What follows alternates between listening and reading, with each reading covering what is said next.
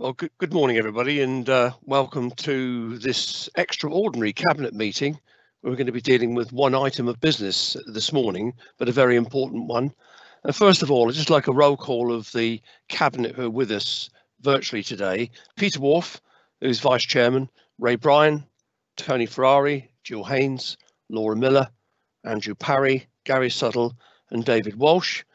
And officers attending, Matt Prosser, or they may not quite reached us yet, but I know he's right on the time. Aidan Dunn, Teresa Levy, I know is having a few difficulties getting in, but she may well be with us now. Jonathan Mayer, David McIntosh, Vic Verma, and Kate Critchell.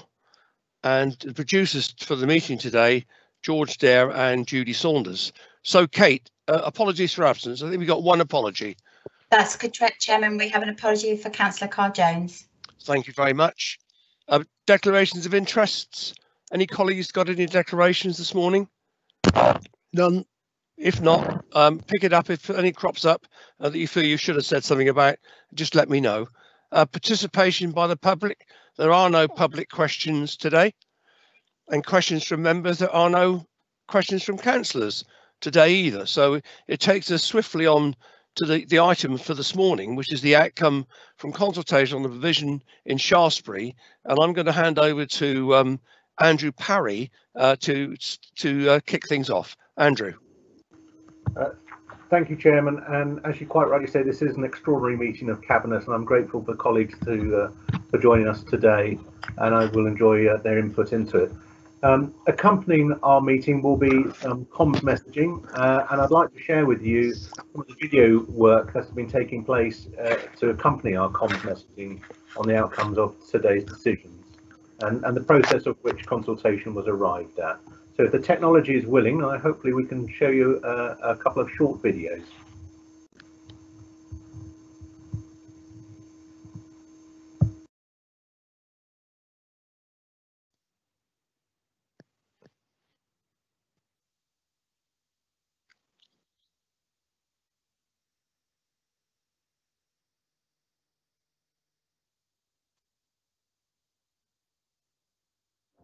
Hello, I'm Councillor Andrew Parry and I'm Dorset Council's Cabinet Member responsible for children and education.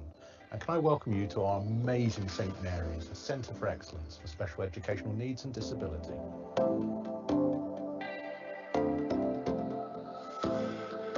The opportunity to get a fully functioning school ready to go, which would save you probably about a third of the planning time and roughly about a third of the cost of investment, capital investment, is just such a unique opportunity in such a wonderful setting that it really was one of those too good to say no opportunities, and Dorset Council really had to seize the moment with it, which we did, and I'm delighted to say with tremendous backing from the community and groups and families that would of course benefit from its services.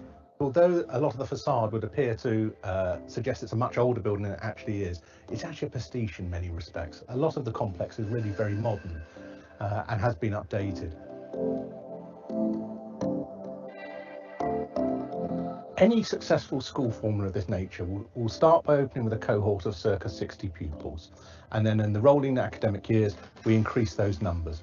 We believe that at full capacity St Mary's offers the opportunity for us to provide a fantastic educational resource for about 280 pupils. Beyond the sort of academic abilities of the classroom, we also see the opportunities using some of the residential facilities we have here for people to gain those skills for life, those opportunities to gain the skills you're going to need to live as independently as possible and to support yourself going forward as an adult. It also offers fantastic facilities in the areas of arts and culture, fantastic music studios, and the sporting complex is also significant.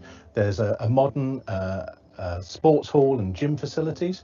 There's an indoor swimming pool, there's tennis courts and there's lawns, but there's also a fabulous woodland environment and the opportunity to gain skills and knowledge in the areas of agriculture and horticulture. I'm really looking forward to us being able to open the doors to welcome visitors to St Mary's, but most of all the pupils, and it will be an amazing day when we see the first of the pupils arriving.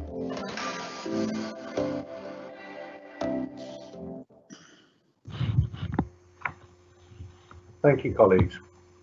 Chairman, the challenge of how we set about meeting the growing demands for SEND special educational need places Managing the associated costs and ensuring that our children have the best opportunities to thrive has been a topic for this council and many others across the country, and we've been wrestling with it for some time now. From the outset, our ambition as Dorset Council was to be bold, working in new ways to find solutions to address concerns, but in the area of special educational needs sufficiency, creating that step to change has been much harder to achieve than many of us would like. But a catalyst that can enable this to happen, not only to turn the corner, but to make substantial progress in all the areas, came in the unique opportunity to acquire the former St Mary's School, Shaftesbury. We know from past experience that the planning and construction of any comparable new build facility would in all likelihood take many years to achieve, and the capital costs can spiral up into the region of £50 million. Therefore, St Mary's offers a solution that not only enables us to build capacity at a rapid rate, but also at a fraction of the capital cost. In addition, the genuinely unique setting also enhances the educational and well-being experience of our children and young people, with its extensive facilities set in an established location with a calming environment. But for us, our ambition must go further. We are setting out to make St Mary's a centre of excellence in the field of SEND. This is in order to complement our county's already fabulous special schools and the tremendous work going on in our mainstream school settings, supporting pupils with additional needs. Chairman, my grateful thanks to the project team and those members who under your leadership serve on the project boards. If I may now turn to the consultation process itself, the conclusions of which will enable us to meet today in order to take a momentous decision in helping shape the lives of our cherished Dorset children. I am hugely grateful for the level of engagement and comment we have received, in particular from the heads of our special schools and the Dorset Parent Carer Council, and to all 1,427 responses we received in our consultation. A staggering 92% were in favour of St Mary's site continuing its long association as a centre for learning and education, and 89% specifically in favour of its use for special educational needs and disability. Reading the comments, I note that a number of professionals in the field of SEND and former teachers have voiced strong support for our intention. It was heartwarming to read the comments from past pupils expressing their delight that we would be breathing new life into a once much loved school. The generous comments from Wiltshire Council and others acknowledging the need for us to establish new provision closer to home for Dorset children, and of course to the many families whose children have special educational needs or disability and have taken the time to express their support for our plans through the consultation.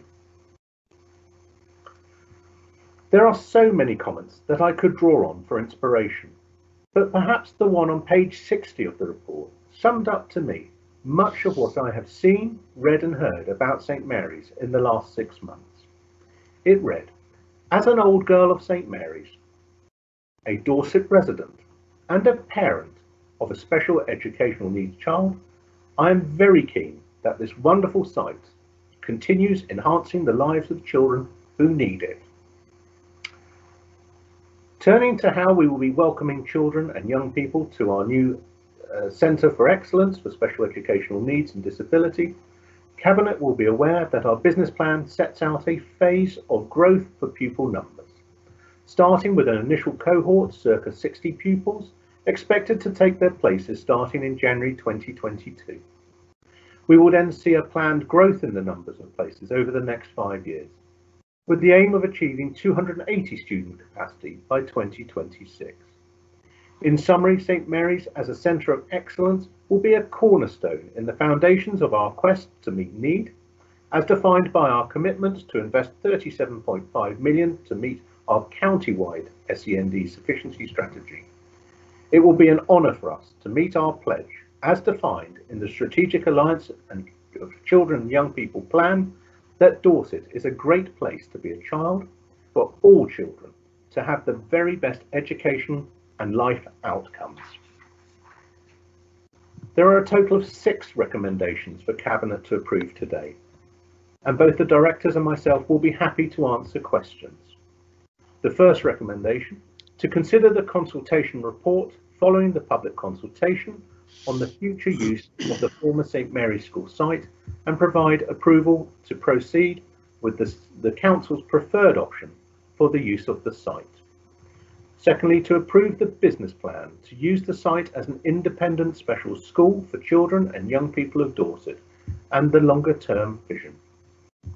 Point 3, to approve the formation of a company limited by shares and the entity and entry into such ancillary legal documentation as may be necessary in line with the proposed scope contained in the business plan. On 4, to approve granting the indemnity of personal liability incurred by council officers acting in roles of directors of the company. And sorry, the 5th point 5, to approve the grant of a lease on the site on terms to be approved by the Executive Director for Place after consultation with the Executive Director for People, and a service agreement between council and the company to deliver the business plan on terms to be approved by the Executive Director of People, Children. And point 6, to delegate the authority to deliver Dorset Council's actions within the business plan to Cabinet Portfolio Holder for Children, Education, Skills and Early Help after consultation with the Executive Director of People, Children. Chairman, I commend my introduction and the report to Cabinet, and as I say, we will be happy to take questions. Thank you very much, Andrew. Really good. I like the video, and I think that was a really good report you've just delivered. Before I open up to Cabinet, are there any colleagues who are not on the Cabinet who wish to ask a question on this particular report? If there aren't, and I can't see anything in the chat bar, I'll move straight to. I got one from Cherry Brooks. Cherry. Thank you, but Peter was before me. No, Peter's on the Cabinet. Oh, sorry. Sorry, I was just looking in the chat bar. Yeah, just two questions, please. First of all, we're going to be limited by shares rather than by guarantee, but we're going to put a school in there. I just wondered whether it was that because we could operate it as a trading company for the other parts of the school if we need to. And the second question is, have we got the necessary staff and accreditations in place, or are we working towards that, please? Thank you, Cherry. Response, Andrew? Or yourself? Or... I'll certainly give some commentary on this. I know Teresa will also wish to speak on the matter. Mm-hmm. As you'll be aware, as a council, we have a legal responsibility that we are not permitted to run a school per se. We are, of course, running an independent educational establishment in that sense. In respect of staff, we will make a significant appointment to effectively oversee the further appointments of staff that will be required on this. I'm going to hand to Teresa on this point because there is some detail that I think needs to be qualified from a professional point of view. Thanks, Andrew. Teresa? Good morning, colleagues, and Mayor, first of all, thank you for taking this report today. I think it's an incredibly exciting opportunity for the cherished children of Dorset, as Andrew referred to. The company limited by shares is the best legal advice. We've taken both of our own internal legal advice and external expertise on this matter. And in terms of both protecting the council's position as being a wholly owned company and being the best way to operate, as you suggest, Councillor, the whole site and an independent school within that site, that's the best model that we've been recommended. In relation to the issue of personnel, we anticipate that as we get started, and there's a particular timeline, as you'd appreciate, to recruiting education staff, we'll start with an interim team, and as we move through that, we'll recruit to the permanent staffing for the independent school. But in the early few months, which is often a very good thing to do with a new model in any case, we'll start with an interim team who will get us going quickly and at pace and hand over to recruiting that permanent team in the coming months. Thank you very much, Teresa. I can't see it. There doesn't appear to be anybody else who's not on the Cabinet wishing to ask a question, so I am going to now move to the Cabinet, and Peter, you're John Andrews. Yeah, thank you, Spencer. It was just, I know it's going to take a little while to get the school up, and I commend what is going on. Are we, to make it sustainable, if we have spare places, are we going to be offering those spare places to counties that are neighbouring to us? I just thought, you know, it's a revenue stream that might be well tapped into. Thank you, Councillor Andrews. We've certainly had conversations with our neighbouring authorities, and particularly with Wiltshire, as you'd appreciate. We expect that some of the neighbouring authorities may well want to purchase some placements. Everybody is looking at keeping their children as close to home as much as possible, so I'm not expecting that to be a huge issue for us, but absolutely we're open to doing that in the right and possible way. We think that what we know is that over a third of our own children with education, health and care plans live within a suitable distance of the placement, and we certainly wouldn't have up to 1,000 places of our own. So we're not expecting the placement activity to be a problem over the period of time. But in the short term, whilst we get going, it may well be appropriate that we offer some to neighbouring authorities too. Okay, thank you very much. Okay, John, thanks. Good question. Right, I'm going to move to Cabinet now. Peter Wharf. Thank you, Chairman. Councillor Peter Wharf, Vice Chairman and Deputy Leader. For one comment first, which is I wanted to say well done to all of the officers and the various members who've worked on this project, because they have worked at real pace on this, because it was something we couldn't afford to wait for 2 or 3 years because the opportunity would not have been there. So we had to move at real pace while making sure that we operated the appropriate governance requirements. So I'm really pleased with that, and well done to everybody who's been involved. 2 questions. The first, Councillor Andrews has already covered part of my question, but my question is to do with the neighbouring authority of Wiltshire. Has the engagement extended to the fact that we've discussed both working with them and making them aware of what we're doing, making sure that they're comfortable about what we're doing, and getting pupils from their area? So that's a question from Councillor Parry.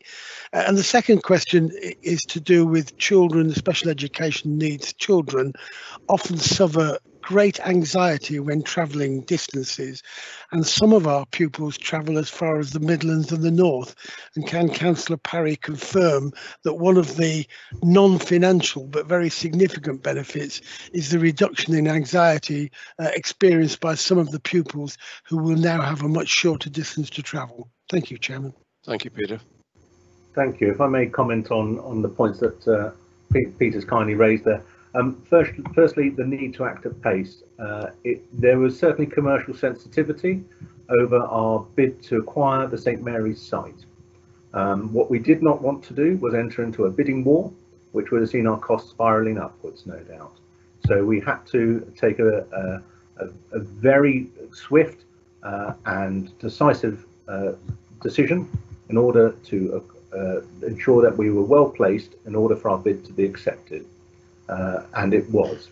But I do appreciate that is a very different way of working to how many projects historically have tended to operate in local authorities.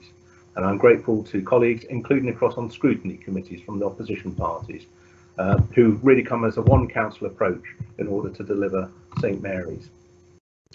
In respect of neighbouring authorities, the comments that we've received from Wiltshire Council are warm and generous. They certainly have indicated that whilst they don't anticipate a particularly high demand from themselves for usage of the site, they would nevertheless want to have consideration of being able to place their young people there if there was capacity, and of course if it was the right thing to do for the child concerned.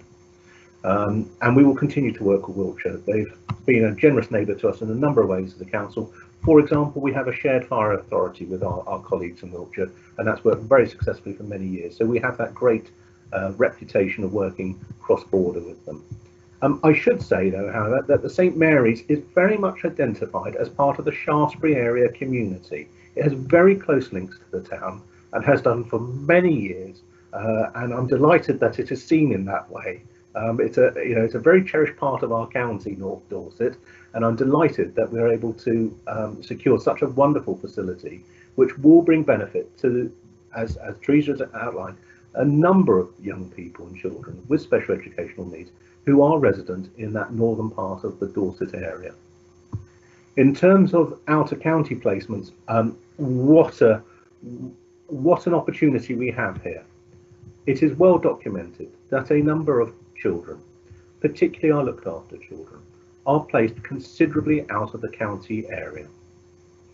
And we should be looking and have been active in trying to find different ways that we can bring more of our children closer to home. There will be some children and young people who will remain out of county. They will be on connected person placements. They may be living with other members of their family as part of their fostering arrangements.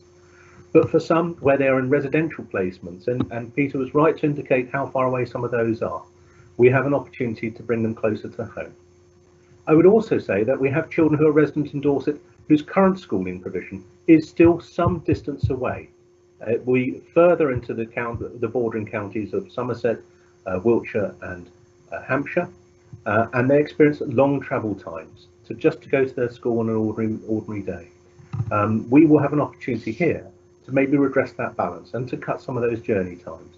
That, of course, is part of our, as well as the well-being of our children and young people, it provides a recognition of our commitment to do what we can to cut our travel miles and our carbon emissions as part of a local authority. And I know that will be welcome across council. I hope I've addressed all the points raised by Peter there. If there's anything, please come back. Thank you, Andrew. Peter, you content? Yes, thank you, Chairman. Very good. Thank you very much. Laura Miller. Thank you, Chair.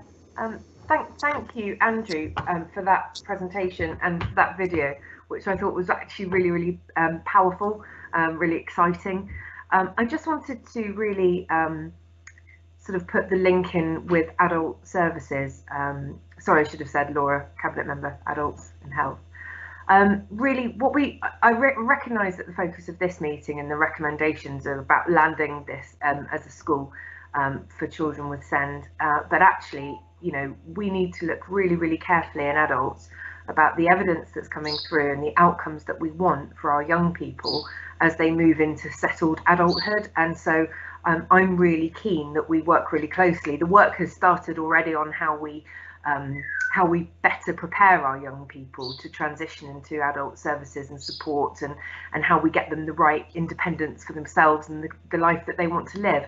And I think that, you know, there is a huge opportunity here for adults and children's services to work together in this site to work out, you know, what we need in there, what services we need in there, what opportunities we need in there. And so, you know, really, I suppose in terms of a question, I'm expressing my support, but actually in terms of a question, you know, there does seem to me to be quite a lot of land, quite a lot of space, and I suppose just how are we going to explore the use of that, and is there anything else that we can consider? Thank you. Certainly, if I could give a political perspective on that, and then I'll ask Teresa to give an operational one, if I may. Laura, you and I have had many conversations about how important it is that we see that settled adulthood for our young people. And we also understand that that happens at different points in people's lives. You know, some people will have emotional developments that may mean that they are not in a place of transition into that, what we would class as adulthood or understand it, until well beyond their 18th birthdays. They may even be in their 20s, and there's a lot of evidence around that.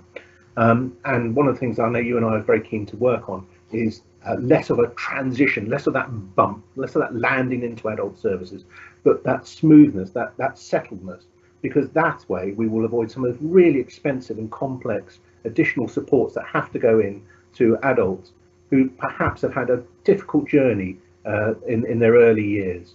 And the more we can do as a council to come together and understand that, we should be doing so.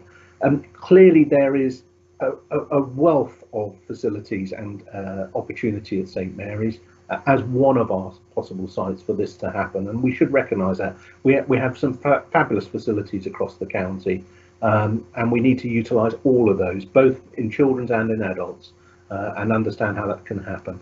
But I really appreciate your question. In terms of the technicalities, because I do understand there are legal barriers and safeguardings that have to be considered between adults and children, I will just pass to Teresa. Thank you. Thank you, Councillor Miller.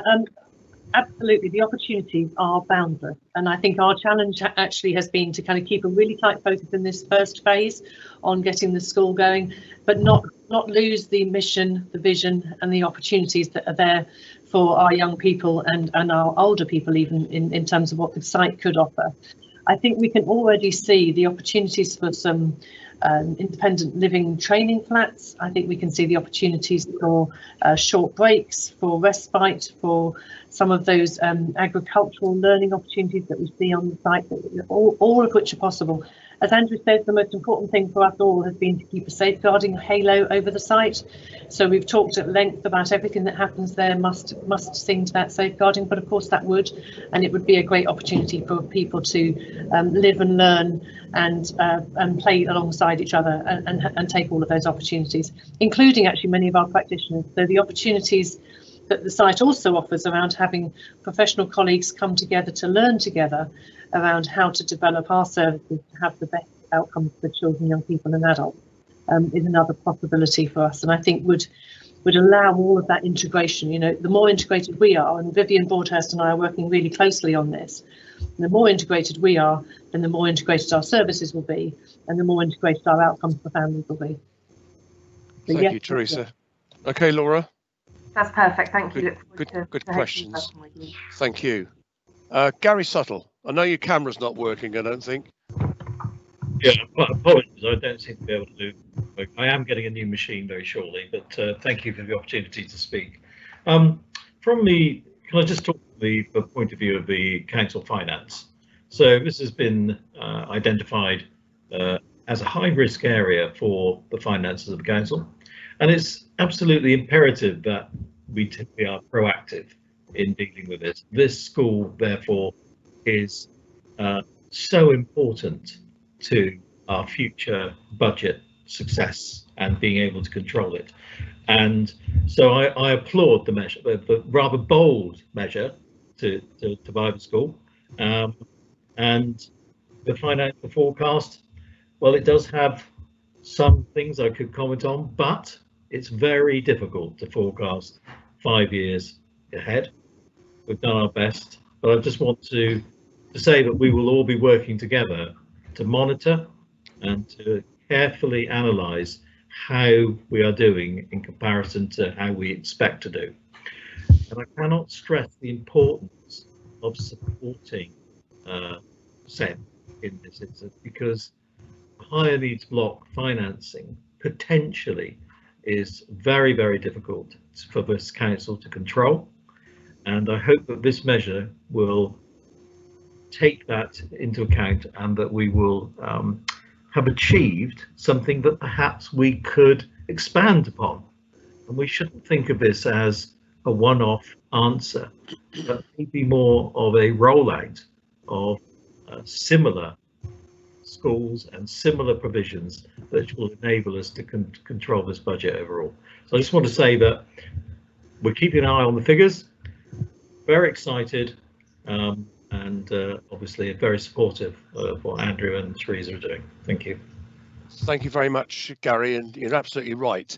Teresa or Andrew, I know you're both acutely aware of the challenges that financially that we've got around this project, but Gary used the word bold, and it is a bold opportunity we're taking here, and I think it's absolutely the right one. But I wonder whether you wanted to add anything to what Gary said as a point of reassurance. I'll certainly make a comment if I may, and I know Teresa will want to also have her perspective here on this.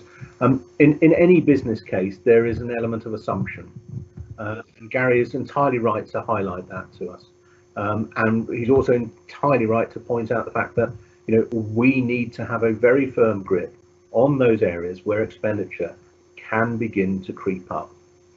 If you think about utilities, for example, or the need to ensure that it is used efficiently, that we don't miss opportunities for additional income if they are appropriate and right thing to do. All of those become imperative. Gary is entirely right to point out the concerns around the high needs block and the pressure that creates for local authorities. Dorset is particularly well documented in this area, and he knows it's something we've been working to try and stabilise for a considerable period of time now. But I'm grateful to him for his support, and in particular the fact that he recognises, as a financial person, and very often financial people tend to want to be cautious for the very best of reasons, but his support and his recognition that we need to be bold, because we really do. We cannot resolve the current difficulties without making a giant leap, and St Mary's is that really bold step, and I hope with every intention that we will be able to deliver in accordance with our business plan and pick up very quickly if there are any issues or strains in the delivery of it. Teresa, do you want to add anything to what Andrew said? Actually, if I might, Chair, I'd like to invite Aidan Dunn. Yeah, I will in a moment. Colleague, because we've worked so closely on this, but it is absolutely essential. We know that the responsibility of making sure we manage the finances in terms of the demand and the need for our children, so that we can be there tomorrow to continue to deliver, is essential. But Aidan, thank you. You've been instrumental in this. Thanks, Teresa. Aidan, I'm going to let you come in on this because it is. I know you want to make some points about the finances, and it links to Gary's comment. Do you want to come in, please? Yeah, thank you, Councillor Spencer, Councillor Fowler. So from a financial perspective, I just want to talk for a second about the business case. Why are we doing this? And as the paper outlines, typically at the moment we're spending about each individual placement in independent setting is costing us around about £60,000 a year. And if we follow through with this business case, what we're predicting is by 2026, 280 pupils a year costing £30,000 a year, as opposed to the 60,000.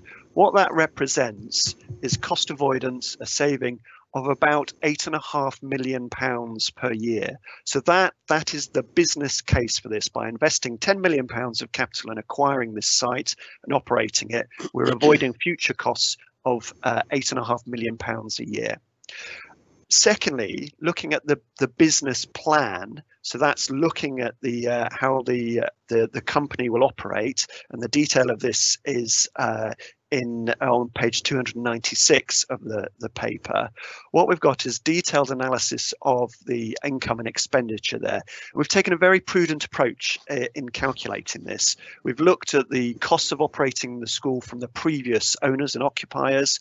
We've compared the cost of operating similar sites and schools elsewhere. We've benchmarked our data. So we've done the best we can, as Gary was describing, we've done the best we can to do our financial modelling, but we've also taken a very prudent approach in the sense that we've absolutely focused on this as a school, as an educational establishment. Councillor Brooks mentioned earlier about the opportunities for future trading, and we've talked about opportunities for other areas. We haven't modelled any additional income in for those opportunities because we're absolutely focused on the school, but we do believe that there is potential for future income. So whilst we've taken a prudent model at the moment that does demonstrate a long-term viability, we think it's prudent, and there's room for manoeuvre within those figures. But I do come back to Councillor Suttle's point. High needs block is a real financial risk for us, and we're taking very bold steps to do it here. But we as a finance team are absolutely alongside our colleagues in children's services, keeping a handle on the money to make sure that this works for Dorset Council whilst providing excellent services for our children. Thank you very much, Aidan. That's very helpful. Jill Haynes. Thank you, Leader. Councillor Jill Haynes. I have the portfolio for Customer and Community Services.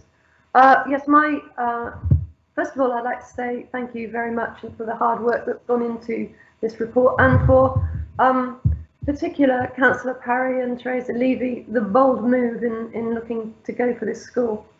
I am concerned about the financial element of this and the high risk that this is to the council.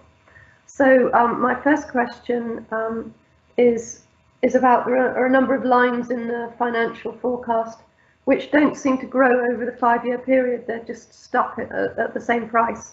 And that I don't think is necessarily realistic, because we really, unless you have put a lot of additional funding in the first place, if you see what I mean, because I really don't think that that having a business plan with no inflation in it is necessarily helping our cause. However, I have been assured by Aidan that due diligence has been done on that. So, Leader, my request is that actually we monitor this extremely closely at cabinet level going forward, possibly even on a monthly basis, because I think there is a severe risk to the council if we don't get this right as we started up. Thank you, Jill, and I think you make a good point. I mean, it applies to lots of our transformational work, where we're going to be monitoring progress against budget lines to ensure that we get the outcomes that we're expecting. So you're absolutely right, and it'll be part of that package. Ray Bryan. Thank you, Leader. My name is Ray Bryan. I hold the portfolio for highways, travel and the environment. So 2 areas of my portfolio are very much affected by this. And let me say from the outset, we asked Children's Services to come up with some new ways of working, and I absolutely support the fact that we have gone down this avenue. I had hesitations before I went to see the building, but the building has all the facilities that we could possibly need to give the children that require this sort of facility the best of facilities. 2 questions, if I may, is one on the transport side, which comes under my travel banner. We're obviously going to need to get children to and from the school. We need to work closely together on that, so that we don't have a budget that falls on me that I can't control. But more importantly, on several occasions during the last year or so, we've had late notice of moving a child from A to B with some considerable distances. Will this be a facility that we can use to eliminate some of those occasions? Because obviously, late notice on a Friday afternoon, 2 drivers, a personal assistant, a vehicle to travel 300 or 400 miles on a return trip is quite costly. So I'm looking to see whether this facility will eliminate some of those. If I look at it from my other hat that I often wear, which is the climate change hat, again, this facility has a solar farm attached to it. It has biomass heating attached to it. I'm hoping that those will continue, and I see the potential for growth of both of those facilities because of the land mass that we have, to actually increase the potential of reducing even more carbon. And just as a final point, I was informed a few months ago that we actually transport a child to go horse riding. I'm all for it, if that's what calms the child down. I'd like to think this facility is going to be offering that sort of facility locally for the benefit of the children. Thank you, Leader. Thank you, Ray. Teresa, Andrew? Certainly, if I may. Particularly in the respect of the transport that is used to move children. I'm very interested in working with Councillor Bryan on what I believe will be the next generation of greener transport. He knows that this is an area of particular interest to me. We are seeing, be it hybrid technology or even hydrogen technology, in order to cut things like our carbon emissions. In respect of the requirement for transport, he's absolutely right that the earlier that we can put in place the travel arrangements for our children, and in particular in the area of special educational needs, the better. It allows us better opportunity, less last minute purchasing. It's one of the reasons why we looked at the revision of the process of the educational healthcare plan, the EHCPs, because we do appreciate that our colleagues over in Dorset Travel and SEND Transport in particular, if they can be involved in that process, in sort of weeks 4 to 6 of the 20-week process, rather than had been historically coming in at sort of circa week 16. The opportunity for better transport decisions, preferably at a lower cost, would be our preference. That opportunity is much greater because we've got the time to find the solutions. So I certainly understand that. In respect to the site, it is a unique environment. It's a fabulous environment. It has a blend, as you'll be well aware from his visits there, and he rightly points out there is solar capacity on site.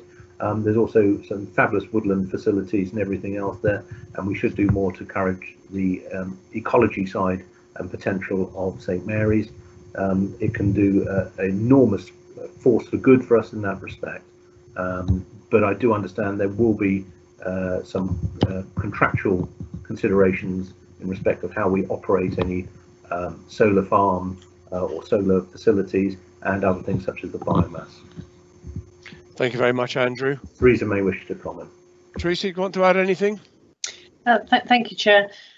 So it is really important to us that we manage moves on a planned basis for our children, whether those are care moves or school moves, and those moves are increasingly well managed. But of course, as we all sadly know, children's lives don't always run to course, and so sometimes things do happen in an urgent manner, and then we do it as best we can. And we've often believed that the best way to do it is to use our own internal transport to do that where we need to. But fundamentally, things are much tighter. We know the children that are coming into the system. We know the children who need their plans, and we know where they're likely to go. I am really keen to work with Councillor Bryan on the way in which we might think about a greener fleet and a greener opportunity around transport to and from the school. And I think we've got a bit of a blank sheet with that, clearly, which is unusual. We're not normally in that position. So we'll be able to, I think, create the best opportunities from that. Thank you very much, Teresa. I've got no other cabinet member wishing to speak.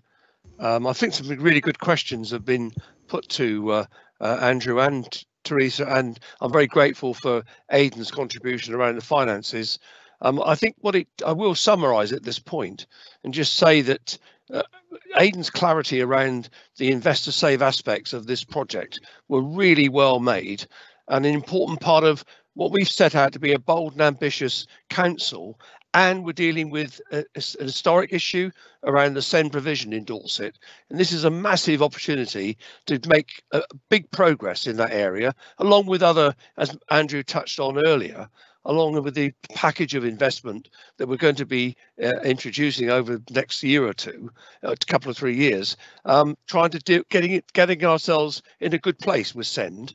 So I think this is a really good. I've been in support of this project right from the beginning, but rightly so. Colleagues have expressed caution, and we've made sure that we've looked at our numbers to make sure that it's viable, and I believe it is. And obviously we ramp up over a period of time to the numbers that have been mentioned earlier. So brilliant opportunity.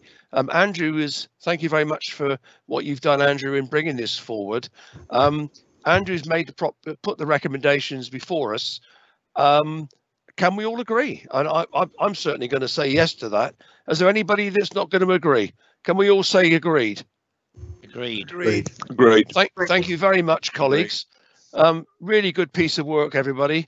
There are no urgent items and there's no exempt business. So at 10:43, I'll bring the meeting to a close. Thank you very much, everyone. Thank you. Thank you, Chairman. Bye.